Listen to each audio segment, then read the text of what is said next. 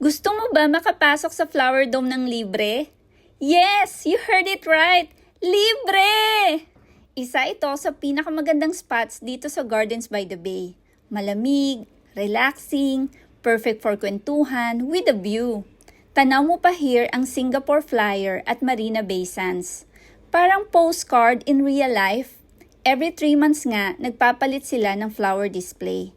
And dahil Chinese New Year ngayon, Year of the Horse, ang theme nila is Gallop into Prosperity. Speaking of horse, naalala ko ang Proverbs 21 verse 31. The horse is made ready for the day of battle, but the victory rests with the Lord. Pwede kang mag-prepare, pwede kang mag-plan, pwede kang magsumikap, but at the end of the day, si Lord pa rin ang nagbibigay ng victory. Speaking of victory, so paano nga ba makapasok dito ng libre? So this is it. Mag-lunch ka lang sa Hortus Restaurant located inside here at Flower Dome and free na ang entrance fee mo! O diba?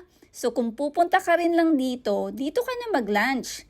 It is like hitting 2 birds with 1 stone. Busog ka na, nakalibre ka pa.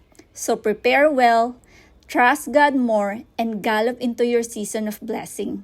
Another day, another wisdom, because strong families don't grow by chance, they grow by wisdom. Follow for more mga kawais. God bless!